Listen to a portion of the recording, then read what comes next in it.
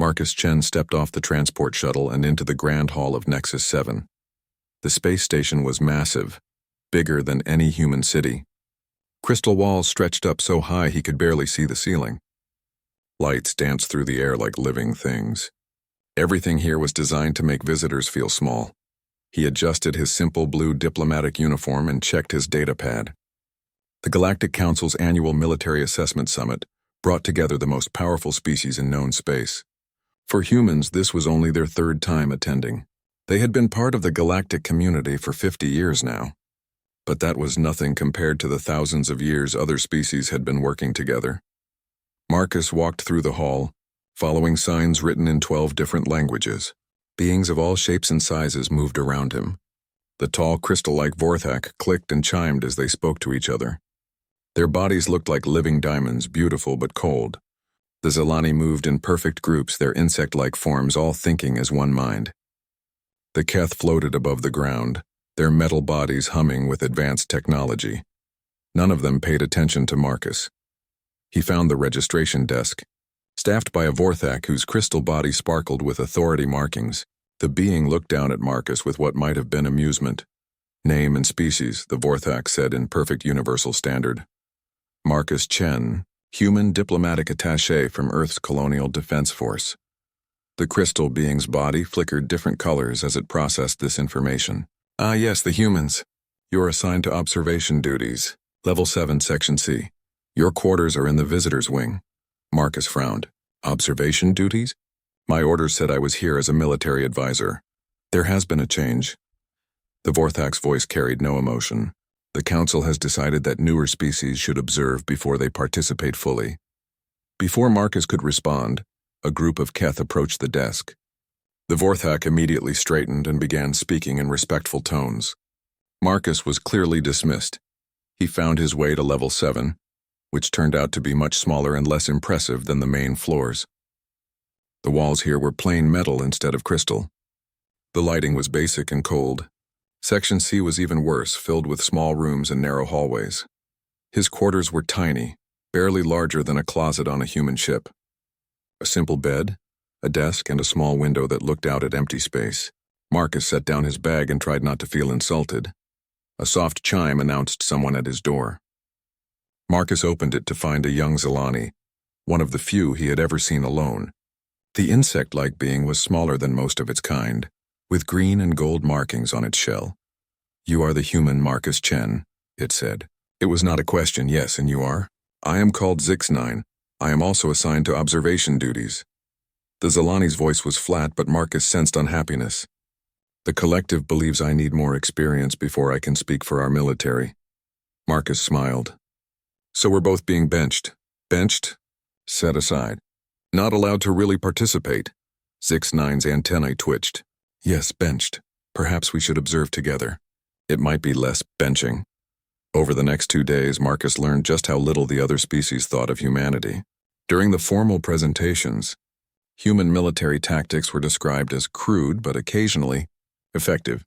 Their technology was called primitive but showing promise. Their history was summarized as violent but stabilizing. The worst part was the casual way they talked about it. During a break between sessions, Marcus overheard a group of Vorthak discussing recent border conflicts. The humans were useful in the Kepler incident, one was saying. They charged in where more sensible species would not. Typical mammalian aggression, another replied. Barely controlled violence. It worked out this time, but we cannot rely on such methods. They fight like their ancestors, a third added. All individual rage and no coordination. It is amazing they survived long enough to develop space travel. Marcus felt his hands clench into fists. The Kepler incident had cost humanity 3 ships and 200 lives. Those barely controlled humans had saved a Vorthak colony from raiders. The formal sessions were worse.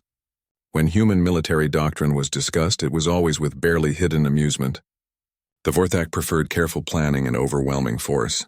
The Zilani used perfect coordination between thousands of fighters. The Keth relied on advanced AI to control their battles. Humans, they said, still depended too much on individual soldiers making their own decisions. This was seen as a critical weakness, a sign that humanity had not yet learned to fight properly.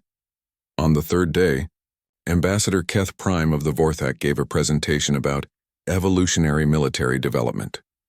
He stood at the center of the Great Hall, his crystal body projecting images for all to see. Most species go through similar stages, he explained. First, they fight as individuals, driven by primitive instincts. Then they learn coordination. Finally, they achieve true military efficiency by suppressing those old hunting behaviors. The image showed a timeline with humans placed very early on it, just barely past the individual fighter stage. Humans are interesting because they retain so many of their predator instincts, Keth Prime continued. They still glorify individual heroes and personal courage. They have not yet learned that modern warfare requires the complete integration of all forces. Laughter rippled through the audience. Not cruel laughter, but the kind adults might make when watching children play at being grown-ups. Of course, we must be patient, the ambassador added. They are, after all, barely domesticated predators playing at civilization. Given time, they will learn proper military doctrine. The laughter grew louder. Marcus felt heat rise in his face. Around him, beings who had never faced real danger in their lives laughed at humanity's military service. Zix-9 leaned over to him. They laugh because they have forgotten what it means to hunt, the Zilani whispered. My people remember, but we are not supposed to speak of it. After the session, Marcus found himself standing alone on an observation deck, looking out at the stars. The space around Nexus 7 was peaceful, filled with trading ships and diplomatic vessels. These people had lived in safety for so long they thought strength was a joke. Ambassador Sarah Williams found him there an hour later. She was the senior human representative, a woman in her 60s who had spent her career trying to earn humanity's place in galactic society. I heard about today's session, she said, standing beside him at the window. They think we're children playing dress-up, Marcus replied. They think we're dangerous, Williams corrected. To them, that's the same thing. These species have built their entire civilization around avoiding conflict. The idea that someone might choose to fight when they could negotiate is terrifying to them. So we just take it, let them treat us like barbarians? Williams was quiet for a long moment. Marcus, I've been doing this for 20 years. I've sat through 1,000 meetings where they talked about humanity like we were an interesting zoo exhibit. But I've also seen what happens when the galaxy faces real threats. When something truly dangerous appears, they remember very quickly why they need us. She turned to face him. The problem isn't that they don't respect us. The problem is that they've forgotten what respect really means. They think it's about following rules and being polite. But respect is earned through action, not words. Marcus nodded, but the anger still burned in his chest. These people lived in their crystal palaces and metal towers protected by treaties and agreements. They had never faced anything that wanted to hunt them. He wondered what would happen if something ever did. The emergency alarm cut through the morning like a knife. Marcus woke instantly, his body responding to the sound before his mind caught up. Around him, the lights in his quarters flashed red, and automated voices began speaking in multiple languages. All personnel report to designated stations. This is not a drill. All personnel report to designated stations. Marcus threw on his uniform and rushed to the main assembly hall. The space was chaos. Hundreds of beings moved in every direction, their calm diplomatic manner replaced by obvious panic. Crystal Vorthak chimed frantically at each other. Groups of Zilani buzzed in tight circles. The normally silent Keth were producing harsh electronic sounds. Ambassador Williams grabbed Marcus as he entered. Her face was pale and her hands shook slightly. What's happening? Marcus asked. Contact lost with the outer colonies, she said quickly. 12 systems all at once. No distress calls, no warnings. They just went silent. Ambassador Keth Prime stood at the center of the hall, his crystal body glowing bright blue with stress. The situation is unprecedented, he announced. Our most advanced monitoring stations have detected energy signatures consistent with ancient records. A hush fell over the crowd. Marcus had never seen so many different species look afraid at the same time. What kind of ancient records? Someone called out. Keth Prime hesitated. References to beings known as the Devourers. They were supposedly eliminated from the galaxy over 3,000 years ago. The hall erupted in frightened chatter. Marcus grabbed Zix-9, who had appeared beside him. What are Devourers? Marcus asked. The young Zilani's antennae drooped. Old stories. Nightmare tales told to young ones. Beings that hunted entire species for pleasure. The collective says they are myths, but Marcus prompted, but the energy signatures matched perfectly. Within hours, a joint military fleet was being assembled. Ships from every major species converged on Nexus 7. The Vorthak brought their massive crystal dreadnoughts. The Zilani contributed swarms of perfectly coordinated fighters. The Keth arrived with ships that were more computer than vessel, controlled entirely by artificial intelligence. Marcus stood in the docking bay, watching the preparations. He had requested permission to join the mission, but had been told humans were not needed for observation duties. Ridiculous, he muttered. Ambassador Williams approached with Admiral Koth 7, one of the highest-ranking Vorthak military commanders. The Admiral's crystal body was deep purple, the color of authority and long experience. "Mr. Chen," the Admiral said, "I understand you wish to accompany the fleet." "Yes, sir. I may only be an observer here, but I'm still a trained military officer." Admiral Koth 7's body flickered with what Marcus had learned was amusement. "That is precisely why you should remain here. This mission requires careful coordination and advanced tactics. Individual fighters would only complicate matters." "With respect, sir, sometimes complications are exactly what you need." The Admiral's purple glow became brighter. "Young human, we are dealing with beings that destroyed entire civilizations. This is not a time for your species' preference for improvisation. We will handle this matter with proper military science." Marcus felt his jaw tighten, but Williams touched his arm gently. "However," she said smoothly, "if Mr. Chen were to join as an official diplomatic observer, documenting the mission for Earth's records."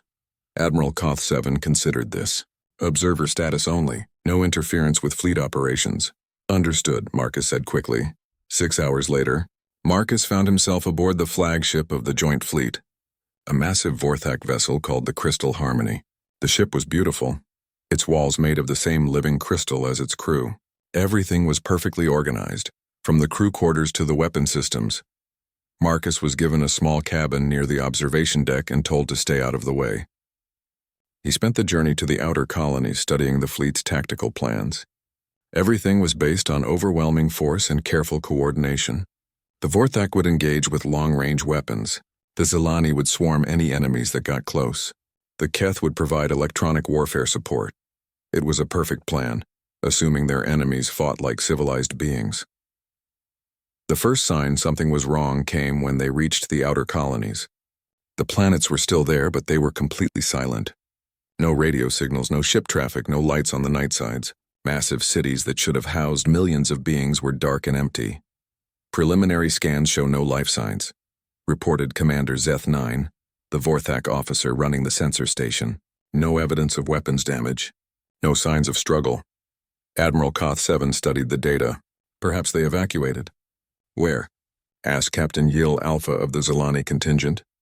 "There are no ships large enough to move entire populations. And why would they leave no messages?" The fleet moved carefully through the system, scanning everything. They found ships floating dead in space, their crews simply gone. Space stations hung empty, all systems still running but no one aboard. It was as if millions of beings had simply vanished. Then they found the first Devourer ship. It appeared on their sensors without warning, despite the most advanced detection systems in the galaxy. One moment space was empty, the next moment something was there. It was not like any ship Marcus had ever seen. Instead of metal and crystal, it seemed to be made of something organic, like it had been grown rather than built. "All stations, battle stations," Admiral Koth 7 commanded. "Unknown vessel, identify yourself." The response came not as words, but as a feeling that somehow reached every mind in the fleet at once.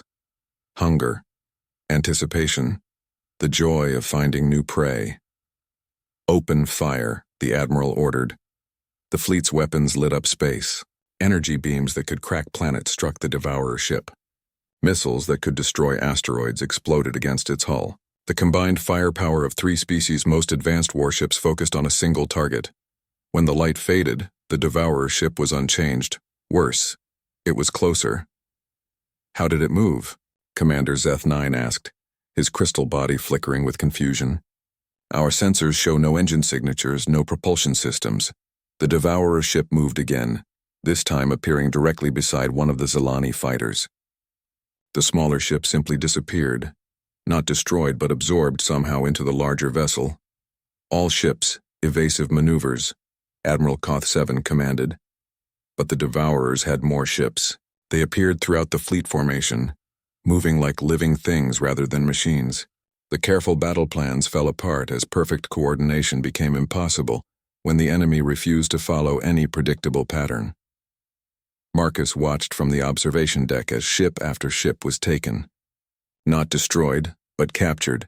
Their crews pulled aboard the Devourer vessels for purposes he did not want to imagine.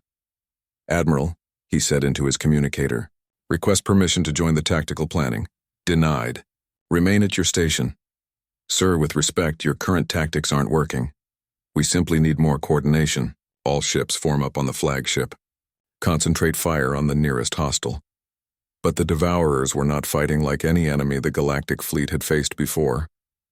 They were hunting, playing with their prey, taking what they wanted and vanishing before effective counterattacks could be launched. Marcus realized with growing horror that these beings were not just advanced. They were perfect predators, evolved over millions of years to hunt other intelligent species, and the civilized galaxy had forgotten how to fight anything except other civilized opponents. The crystal harmony shook as something struck its hull. Not weapons fire, but actual physical impact. Marcus looked out the observation window and saw shapes moving along the ship's surface. The Devourers were boarding. Alarms screamed throughout the ship. Admiral Koth-7's voice echoed over the communication system. "All crew to defensive positions. Repel boarders by any means necessary." Marcus left his station and ran toward the armory. Observer status or not, he was still a soldier. And for the first time since arriving at the summit, he felt like the galaxy might actually need one. The armory was in chaos when Marcus arrived. Vorthak crew members moved in rigid formations, following protocol even as their ship was being invaded. They handed out energy weapons with careful precision, checking each one according to regulations. "Move faster," Marcus called out. "They're already aboard." Crystal Commander Heth-2 turned toward him, body flickering with authority colors. "Human observer, return to your quarters immediately." "This is not your concern." "Those things just took half your fleet," Marcus replied, grabbing a standard energy rifle. "I think it's everyone's concern now." Before the commander could respond, the lights went out. Emergency power kicked in a second later, bathing everything in red light. Somewhere deep in the ship, Marcus heard sounds he had never heard before. Not mechanical sounds, but something organic and hungry. The Vorthak crew formed up in perfect defensive positions, weapons trained on the armory entrance. They were disciplined and brave, but Marcus could see they were terrified. Their crystal bodies were shifting colors rapidly, showing emotions they usually kept hidden. The first Devourer appeared in the doorway like a nightmare made real. It stood nearly 3 meters tall, but its shape was wrong, as if someone had tried to build a person but had only heard descriptions of what people looked like. Its skin was dark and seemed to shift in the light. Too many joints, too many teeth, eyes that reflected the red emergency lighting. The Vorthak opened fire immediately. Energy beams struck the creature center mass, weapons that should have cut it in half. The Devourer staggered but kept coming. Behind it, more shapes moved in the corridor. "Concentrate fire," Commander Heth-2 ordered. "All weapons on the primary target." The Devourers did not attack in formation. They moved like predators, using the ship's corridors and passages to approach from unexpected angles. While the Vorthak focused on the threat in front of them, others appeared from side passages and maintenance shafts. Marcus saw the tactical problem immediately. The crew was fighting like they were on an open battlefield, not inside a ship where the enemy could come from any direction. He moved away from the main group, positioning himself near a junction where 3 corridors met. When the first Devourer came around the corner, Marcus was ready. He did not try to shoot at center mass like the others. Instead, he aimed for its legs, dropping it to the floor. Then he used the ship's own systems against it, sealing the corridor's blast doors to trap it. "Human, what are you doing?" Commander Heth-2 called out. "Fighting smart instead of hard," Marcus replied, moving to another position. The battle spread throughout the ship. The Devourers seemed to know exactly where to strike to cause maximum damage. They targeted critical systems, cut off escape routes, and separated the crew into small groups that could be picked off easily. But they made one mistake. They assumed Marcus would fight like the others. When a group of Devourers cornered him in the ship's maintenance section, Marcus did not stand and fire at them. Instead, he used his knowledge of human ships to navigate through spaces the creatures could not follow. He led them through narrow passages, forced them to approach one at a time, and used improvised weapons when his energy rifle ran out of power. A plasma cutter became a close-range weapon. A gravity generator became a trap. Even a simple maintenance tool became deadly when used correctly. For the first time since the attack began, Devourers were not just killed but outsmarted. The turning point came when Marcus found himself in the ship's central computer core. 3 Devourers had followed him there, cutting off his escape routes. The creatures moved slowly now, confident they had trapped their prey. Marcus looked around the chamber.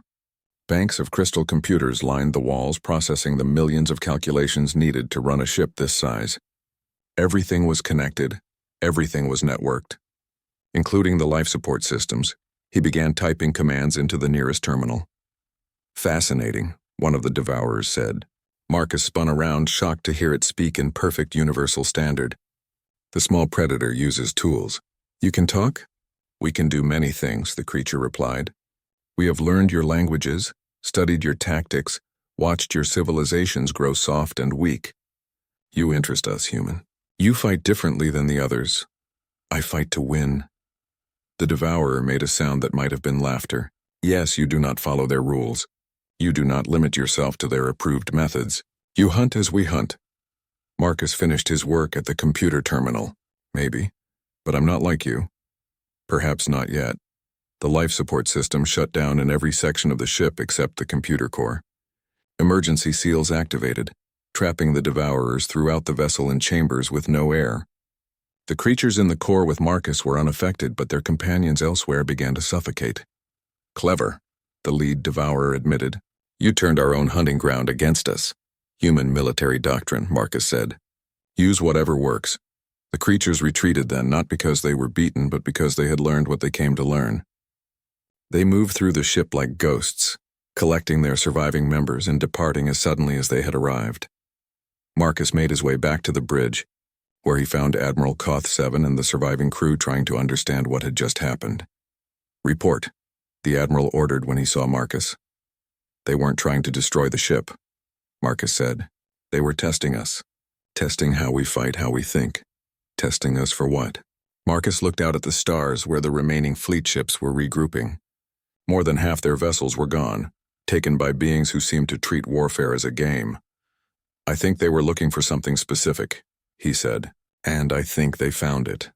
The next few hours were spent trying to re-establish contact with the rest of the fleet and assessing their losses. The damage was catastrophic. The most advanced military force in galactic history had been defeated by enemies who seemed to understand them better than they understood themselves. But something had changed. As the reports came in from other ships, Marcus noticed a pattern. Vessels with human crew members aboard had survived at higher rates than those without. The Devourers had focused their attention on ships where humans were present. Ambassador Williams contacted him from the diplomatic vessel, which had remained safely out of the combat zone. "Marcus, what happened out there?" "We met our betters," he replied honestly.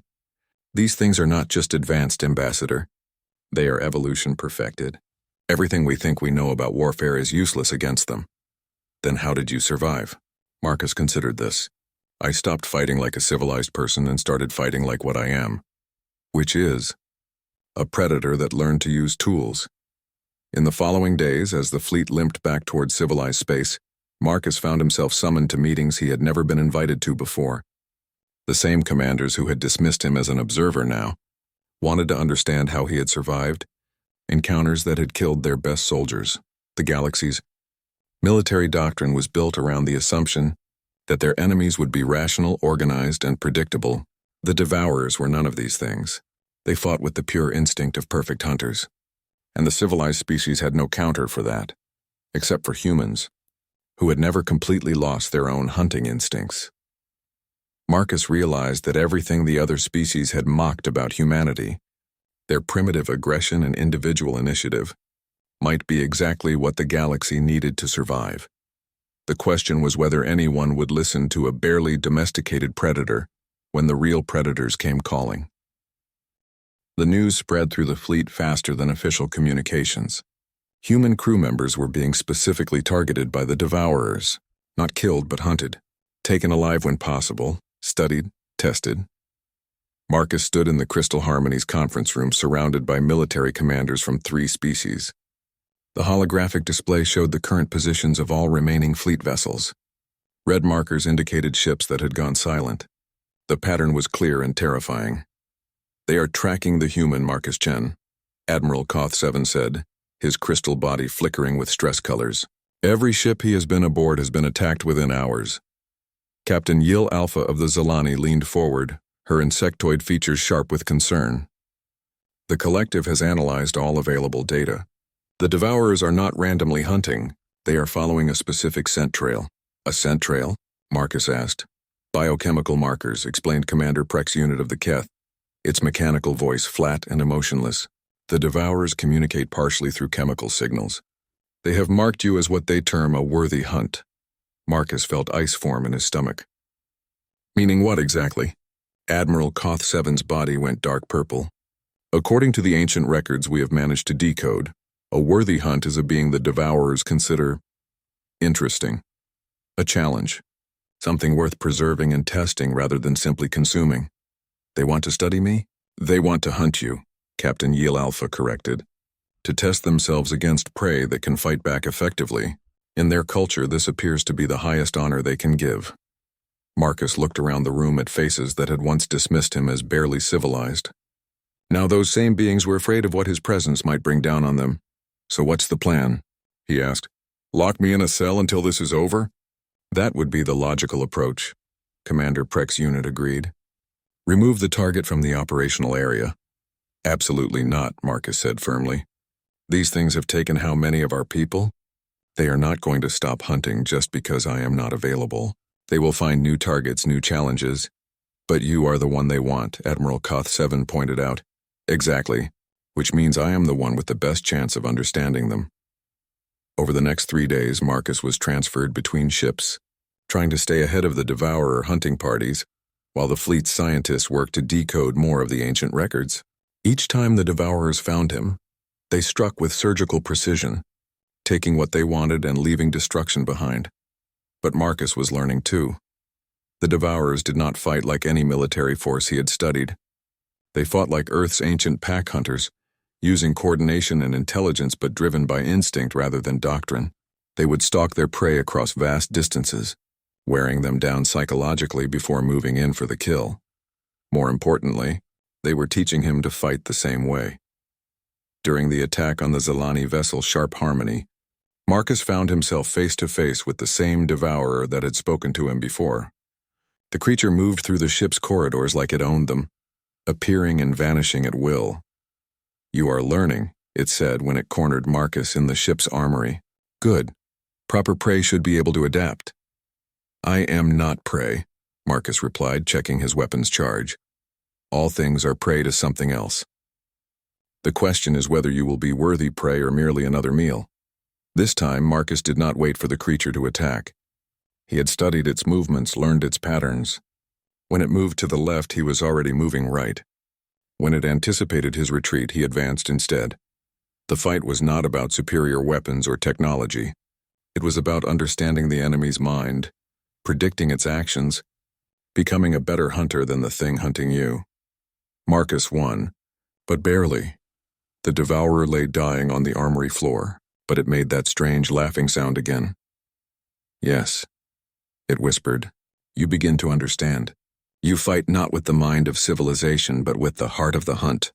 What do you want from me? To see if your species remembers what it means to be apex predators. The galaxy has grown soft, weak. Your people alone retain the killing instinct necessary for true survival. And if we do not meet your standards?" The creature's eyes were growing dim. "Then we will harvest what useful genetic material you possess and continue our search elsewhere." The pattern became clear over the following days. The Devourers were not trying to destroy the galactic civilization. They were testing it, looking for species worthy of inheriting their role as the dominant hunters in the galaxy. Every major species had been evaluated and found wanting.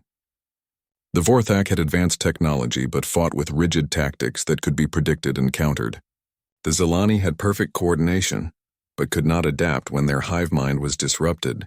The Keth had superior processing power but lacked the intuitive thinking necessary for true strategic flexibility. Only humans retained the combination of intelligence and predatory instinct that the Devourers respected. Marcus realized this when he intercepted communications between Devourer hunting packs. They were not using standard radio or quantum transmission.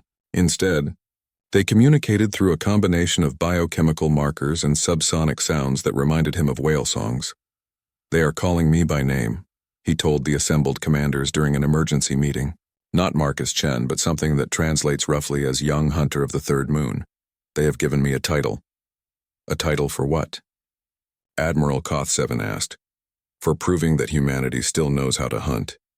The breakthrough came when Marcus convinced the fleet commanders to stop running. The Devourers were pack hunters, which meant they were at their most dangerous when their prey was fleeing. But they could be confused and misdirected if their prey began acting like predators instead.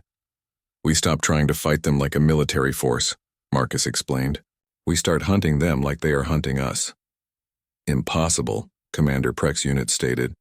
"Our forces are not trained for such tactics." "Then we use the forces that are," Marcus replied, looking directly at the handful of human crew members scattered throughout the fleet. The plan was simple in concept, but required a complete reversal of everything the galactic military had been taught. Instead of coordinated attacks and overwhelming firepower, they would use stealth, misdirection, and individual initiative. Instead of protecting their most valuable assets, they would use them as bait. Most importantly, they would stop fighting like civilized beings and start fighting like the predatory species they had evolved from. The first test came when a Devourer hunting pack approached the science vessel Crystal Mind. Instead of preparing defensive positions, the human crew members aboard went hunting. They stalked the Devourers through space, using sensor shadows and debris fields to approach undetected. When they struck, it was not with massive weapons but with precise attacks designed to cripple rather than destroy. For the first time since the conflict began, Devourers were captured rather than killed. Marcus interrogated the prisoners personally. What he learned changed everything. "You are not the first species we have tested," the lead captive told him. "Across the galaxy we have searched for worthy successors. Most disappoint us. They have traded their hunting instincts for safety and comfort. But not humans. Humans, remember. You kill not just for survival but for the joy of the hunt. You take risks others would not consider. You fight as individuals when necessary, coordinate when useful, and adapt to whatever the situation requires. So what happens now?" The creature's expression was almost respectful. "Now comes the real test. You must face our Alpha, the eldest hunter. If you prove worthy, your species will inherit our territories and our responsibilities. If you fail, we all die. Worse, you live but as pets. Kept for our amusement, bred for traits we find interesting but never again permitted to hunt among the stars." Marcus understood then that this had never been about destroying humanity. It was about determining whether humans were ready to become the galaxy's apex predators, or whether they would join the other species as civilized sheep waiting to be sheared. The ancient structure hung in space like a dead god. It was massive beyond comprehension, larger than some moons, built from materials that did not appear in any galactic database. The hull was covered in symbols that seemed to move when Marcus looked directly at them, and energy patterns flowed across its surface like blood through veins. The eldest's hunting ground, the captured Devourer had told him, where all final hunts take place. Marcus stood on the observation deck of the Crystal Harmony, watching the structure grow larger as they approached. The entire surviving fleet had followed him here, but he knew they would not be allowed to interfere. This was between him and the creature that had ruled the galaxy's predators for thousands of years. Admiral Koth 7 approached, his crystal body dim with worry. "Human Marcus, there is still time to reconsider. We could attempt a coordinated assault, bring all our remaining firepower to bear." "No," Marcus replied without turning away from the window. "That is not what this is about. If I use your weapons, your ships, your people, then I am not really proving anything about humanity. I am just proving that our allies have good technology. But facing this creature alone is suicide." Marcus smiled grimly. "Admiral, my species climbed to the top of the food chain on a planet full of things that could kill us with their bare hands. We did not do it by avoiding dangerous fights. The docking bay that opened to receive his shuttle was organic, lined with what looked like living tissue. Marcus piloted the small craft manually, keeping his hand steady despite the fear growing in his chest. Behind him, the fleet waited at a safe distance, monitoring everything but unable to help. The shuttle's communication system crackled to life as he entered the structure. The voice that emerged was ancient beyond measure, deeper than any sound a living throat should make. Young hunter of the third moon, you have come to face the final test. I have come to prove that humanity deserves a place among the galaxy's apex predators, Marcus replied. Prove? You assume this is about deserving. It is not. This is about capability, about hunger, about the willingness to do what lesser beings cannot. The shuttle was guided deeper into the structure, through corridors that pulsed with bioluminescent light. Marcus saw movement in the walls, shapes that might have been faces or might have been memories of things the structure had consumed over the millennia. The docking chamber was circular, with walls that stretched up into darkness. Marcus stepped out of his shuttle and immediately felt the weight of ancient attention focused on him. The air tasted of metal and old blood.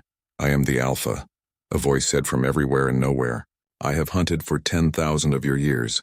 I have seen civilizations rise and fall, watched species evolve and go extinct. You are very small, young hunter. Size is not everything, Marcus replied, checking his equipment one final time. He carried only basic weapons, the kind any human soldier might have. No advanced alien technology, no special advantages, just the tools his species had always used to survive. Indeed, show me what your kind has learned about survival. The Alpha emerged from the shadows like a living nightmare. It stood nearly 4 meters tall, but its proportions were perfect, every line designed for maximum efficiency in killing. Its skin was midnight black, covered in scars that told the story of 10,000 hunts. Eyes like burning coal studied Marcus with the intelligence of a creature that had perfected the art of death. You're afraid, the Alpha observed. Good, fear sharpens the mind. I am terrified, Marcus admitted. But terror and courage are not opposites. One feeds the other. The Alpha smiled, revealing teeth designed to tear through armor. Your species understands this truth. Most do not. They seek to eliminate fear rather than harness it. The creature began to circle Marcus, moving with liquid grace. Tell me, young hunter, what makes humanity worthy of inheriting our legacy? We never forgot how to hunt, Marcus said, turning to keep the Alpha in sight. Every other species gave up their predatory instincts for safety and civilization. Humans kept both. We built cities and starships, but we never stopped being what evolution made us. Words. Show me actions.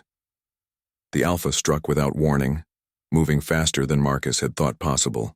Claws that could shred steel swept toward his chest. Marcus threw himself sideways, rolling across the chamber floor and coming up with his rifle ready. He fired 3 quick shots, aiming not at center mass, but at the creature's legs. The Alpha dodged 2 and took the third in its left thigh, black blood spattering the floor.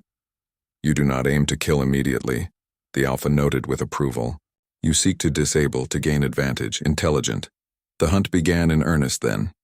The Alpha was faster, stronger, and had thousands of years more experience. But Marcus had something the creature had not faced in a long time. The desperate creativity of a species that had survived by being smarter than everything trying to eat it. He used the chamber's environment against his opponent, causing sections of the floor to collapse into hidden pits. He redirected the Alpha's own attacks to damage the walls and ceiling. When his rifle ran out of power, he improvised weapons from debris, but the Alpha was learning too. Every trick Marcus used was countered more quickly the next time. Every advantage he gained was temporary. You fight well for such a young species, the Alpha said during a brief pause in the combat. But you tire while I do not. How will you overcome this disadvantage? Marcus was breathing hard, sweat stinging his eyes. The Alpha was barely winded. In a battle of endurance, there was no question who would win. By changing the rules, Marcus replied. He had been studying the chamber during their fight, learning its patterns and systems. The structure was not just a hunting ground. It was a living entity that responded to the Alpha's will. But it was also ancient, and ancient things sometimes had weaknesses. Marcus had noticed that certain sections of the wall showed different energy patterns. Access points, perhaps, or control systems. While the Alpha prepared for another attack, Marcus did something no previous challenger had attempted. He ignored his opponent and focused on the structure itself. The energy conduits were not well protected, assuming that any intruder would be focused solely on the alpha. Marcus used his last plasma charge to burn through the main power coupling, sending feedback through the entire system. The chamber plunged into darkness as the artificial gravity fluctuated wildly. In the confusion, Marcus struck, not at the alpha directly, but at the support struts holding up a massive section of the ceiling. 10 tons of ancient metal crashed down. The alpha threw itself clear, but not quickly enough. The debris pinned its left arm and leg, trapping it against the chamber floor. Marcus stood over the creature, his improvised weapon pointed at its head. For a moment, neither of them moved. Then the alpha began to laugh. "Magnificent," it said, genuine admiration in its voice. "You did not simply fight the hunter. You hunted the hunting ground itself. You turned our own tools against us." "It is what humans do," Marcus replied. "We adapt. We survive. We find ways to win even when we should not be able to." "Yes." The alpha's eyes burned brighter. "This is what we have been searching for. Not just predatory instinct, but the intelligence to transcend the limitations of instinct. Your species will make worthy inheritors."